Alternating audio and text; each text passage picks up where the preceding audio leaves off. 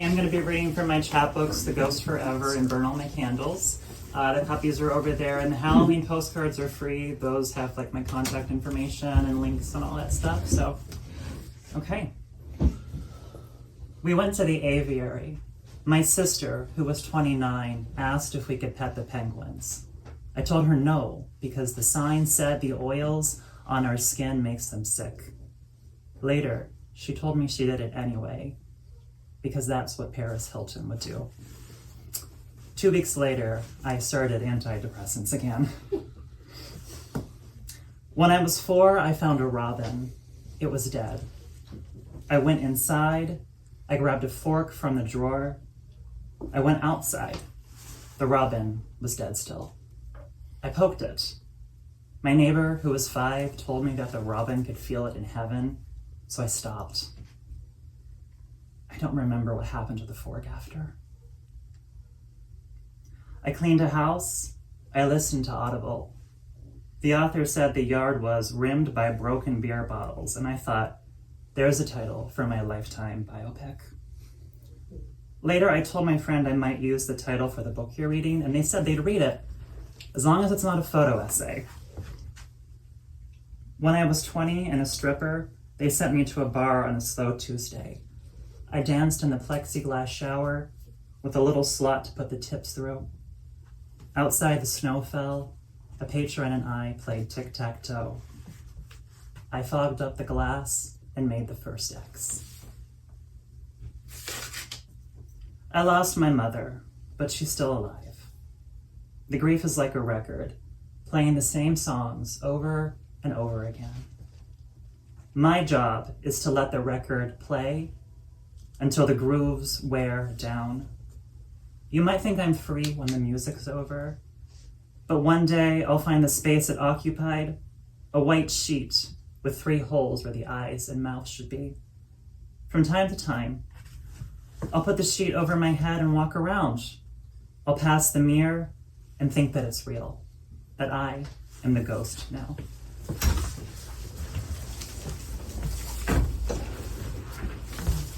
Ashley said, "Is it common to see a shooting star?" I told her no. I'd only ever seen 2. It was cold as we crossed the street, but earlier we'd been in her hot tub, drinking. There'd been the silhouette of the black dog against the night. The yard sloped up to a tree line. The silhouette stared with its ears erect, all black, and barbed wire held the trees back. I'd said that the dog looked like Satan watching us. Ashley laughed, the way Roseanne laughed. "I see them all the time," she said, about the stars falling. But maybe because I'm always watching the sky.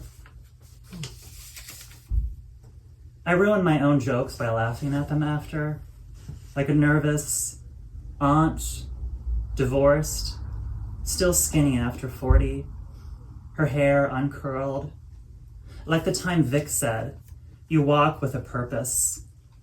A week later, she told a story about fucking with a candle on. She could see the shadow. Another week, she told me to move or she'd cut my head off. "Wow," I said. "Would you do it quick or light a candle first so you could watch yourself?" I stood there, laughing in my sundress in winter. Idea for hell. At work, you're training Desi, 32, from Duluth, Des Moines, wherever. She tells you about going to see the Foo Fighters, how she cried when everyone sang along to the chorus of Everlong. She is crying as she tells you. She grabs at stuff in your cubicle. You walk to the parking lot. You see a car with scary decals. There's a character from Sonic called Shadow. "Pee your pants," he says.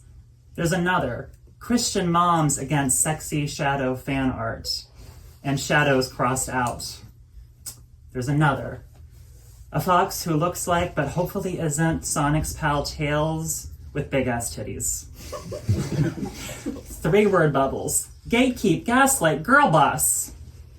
Desi unlocks the car. See you tomorrow, she waves. But you're staring at the air holes on top of her trunk.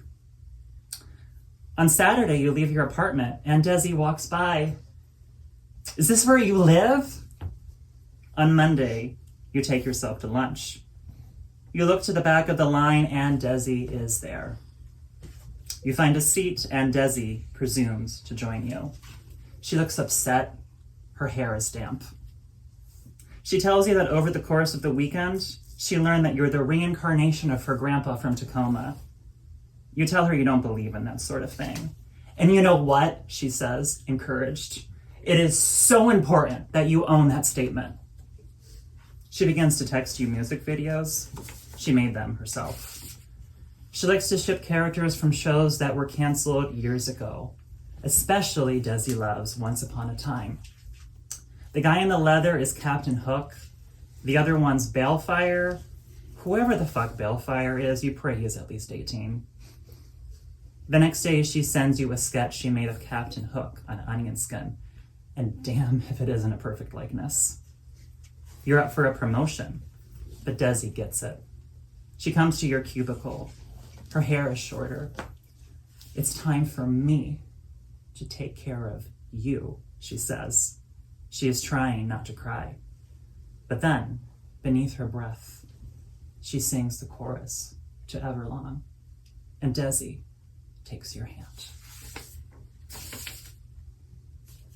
Even if I loved you, you'd love a manic, pixie, dream girl. Every boy who never loved me loves a girl with short hair, bones like a sword a god made, and her story and her name. Tell me she completes you. Tell me your name is something I wrote on the wheels of the God I pray to. Something I remember. I was in 3rd or 4th grade. My classmate's family hosted an exchange student. My classmate brought the exchange student to the swimming pool. Everyone said he was from China, but they say that about everyone from Asia. He was maybe a junior in high school. I wanted him to notice me. His host and I were not on the best terms, but we were not unfriendly. I crossed them by the shallow end. I said hello. Probably I trembled. The host stepped beyond me, but the guest, he was rooted. His black hair was pulled backward. It hung in a tail down his back, which was upright and toned like the rest of him. There was no warning, but it didn't frighten me. The way he reached, I think, with his right arm, he made some symbol, some way with his fingers. And then he touched my third eye. Maybe there was a circular motion. His host said nothing. I stood there, doing nothing. The guest, I think, said something in a language far from English. Something that makes me think of robin shells. Yes, they're broken, but maybe the bird was hatched and let the blue pieces fall. I wanted him to notice me. Maybe he noticed me. I'd like to think he didn't go around touching white boys on the third eye, randomly. His voice was very kind, so you know. And he moved on, and my friend stood beside me. That's a Chinese curse, he said. And then he probably did something idle, tore off the end of a pixie stick. He said, "Dragons are going to come eat you." Well, no dragons came for me. But 2 years later, in a basement, when my friend thought I was sleeping, he rolled me on the tiles prone and breathed white fire inside of me. Jan Crouch, barn tits, is a fetish my friend found. It's just a fully clothed image of the televangelist, photoshopped in front of a barn. She wears a low-cut top, or her shirt is tight. She smiles. I don't know about Jan Crouch. She's no Tammy Faye. Once I saw her crying because people were sorcerers. I listened to her diatribe. If you choose to be a witch, a sorcerer, a wizard, or a diviner. I don't remember the next part. She paced before a broad stage. The stage was outside.